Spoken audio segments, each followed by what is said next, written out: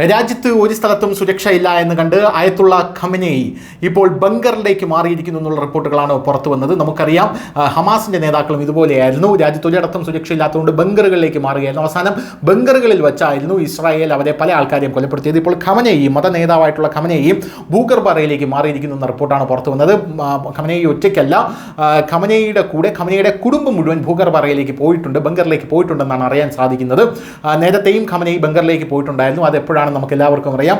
ലബനോനിൽ pager സ്ഫോടനം Hezbollah ഭീകരരെ തീർക്കാനായി Israel മെനഞ്ഞപ്പോഴാണ് Khamenei ബങ്കറിൽ പോയത്. ആ സമയത്ത് ബങ്കറിൽ ഖമനേയി പേടിച്ചരണ്ട് വൈദ്യുതി പോലും ഇല്ലാതെയാണ് ഇരുന്നത് എന്നുള്ളതാണ് പ്രധാനപ്പെട്ട കാര്യം. ഇനി വൈദ്യുതി ഉണ്ടെങ്കിൽ അതുവഴി ഇസ്രായേൽ എന്തെങ്കിലും തന്നെ കൊലപ്പെടുത്താൻ ചെയ്യുമോ എന്ന ഭയത്തിലായിരുന്നു ഖമനേയി ആ സമയത്ത് ഉണ്ടായിരുന്നത്.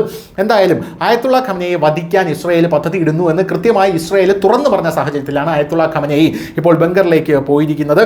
സംഘർഷം രൂക്ഷമായ സാഹചര്യത്തിൽ ഖമനേയി മകൻ മുജ്താബ ഉൾപ്പെടെയുള്ള കുടുംബാംഗങ്ങളും വടക്കു കിഴക്കൻ ടെഹ്റാനിലെ ലാവിസയിലെ ബങ്കറിലേക്ക് മാറിയെന്നാണ് ഇറാൻ ഇന്റർനാഷണൽ ഇപ്പോൾ റിപ്പോർട്ട് ചെയ്യുന്നത്.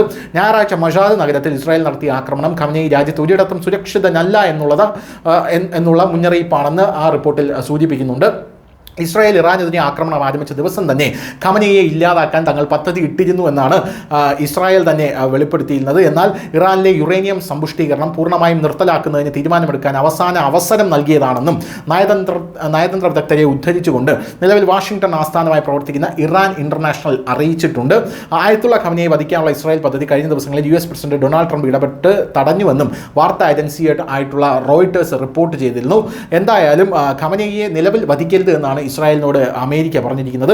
ഇറാൻകാർ അമേരിക്കക്കാരെ ആരെയും കൊന്നില്ലല്ലോ, അവരത് ചെയ്യും വരെ രാഷ്ട്രീയ നേതൃത്വത്തെ ഉന്നം വയ്ക്കുന്ന വിഷയം നാം സംസാരിക്കാൻ പോകുന്നില്ല എന്ന് ട്രംപ് നിലപാടെടുത്തതാണ് രണ്ട് US ഉദ്യോഗസ്ഥരെ ഉദ്ധരിച്ചുകൊണ്ട് ഇപ്പോൾ റോയിട്ടേഴ്സ് അടക്കം പറയുന്നത്. ഖമനേയെ വധിക്കാൻ അവസരമുണ്ടെന്നാണ് ഇസ്രായേൽ അവകാശപ്പെട്ടത്. ഇക്കാര്യം US മുന്നിൽ ഒന്നിലേറെ തവണ അവതരിപ്പിച്ചെങ്കിലും ട്രംപ് തള്ളിക്കളഞ്ഞതുകൊണ്ട് മാത്രമാണ് ഇസ്രായേൽ അത് ചെയ്യാത്തത് എന്നുള്ള റിപ്പോർട്ടുകളും പുറത്തു വരുന്നുണ്ട്. News desk news India Malayalam.